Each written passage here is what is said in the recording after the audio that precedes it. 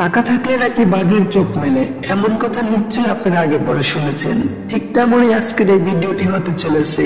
তো আপনারা দেখতে পাচ্ছেন আমাদের নয়ন ফার্স্ট ব্লগ চ্যানেল। তো অবশ্যই আজকে সম্পূর্ণ ভিডিও জুড়ে থাকবেন, তারা কিছুই বুঝতে পারবেন না। টাকার বিনিময়ে যে বউ পাওয়া যায় এটা অনেকেরই অজানা।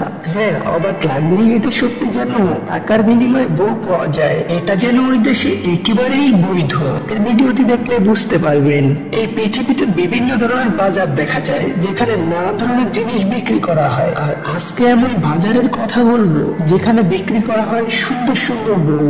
আর এই বাজারের অবস্থান রয়েছে বুলগেরিয়ায়। আর ওই দেশে যেন প্রত্যেক শনিবার এমন সুন্দরী সুন্দরী মেয়েদের হাট মিলে থাকে, আর যেখান থেকে ওই দেশের ছেলেরা সুন্দরী সুন্দরী বউদেরকে কিনে নিয়ে আসে। আর যদি ওই দেশে কেউ টানা জাগুড়া শহরে যান তাহলে এই সুন্দরী রমণী বউয়ের বাজার দেখতে পাবেন। প্রত্যেক শনিবারই খুলন এই জায়গায় এমন সুন্দরী সুন্দরী বউয়ের বাজার বসে থাকে। আর এই শহরটি সবসময় যেন আনন্দ আর মাস্তিতে ভরে থাকে, কেননা সুন্দর সুন্দর সাজসজ্জা এবং কি গহনা পরে খুলন সব রমণীরা হাটে এসে থাকে।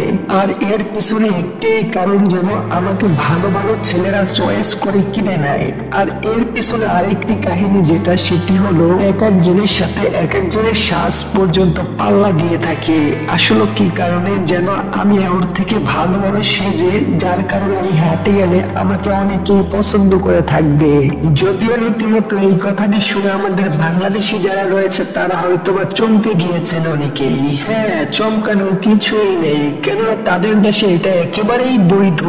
আর এতে করে মধ্যবিত্ত যেই ফ্যামিলি রয়েছে তাদেরকে নিয়ে কোনো টেনশন থাকতে হয় না, কেননা একটি ফ্যামিলির সকলেই জানি আমরা যেন মেয়ে থাকলে যেন সবাই টেনশনে পড়ে যায় যে আমার মেয়েটাকে বিয়ে দিতে হবে। যাই হোক না কেন দর্শক শ্রোতা, মানুষকে এটাই বলে যেন বাজার থেকে যেন বউ কিনে আনে না, বাজার থেকে যেন মেয়েদের কুমারিত্ব কিনে আনা হয়। আজকের ভিডিওটি কেমন হয়েছে অবশ্যই কমেন্টে জানাবেন।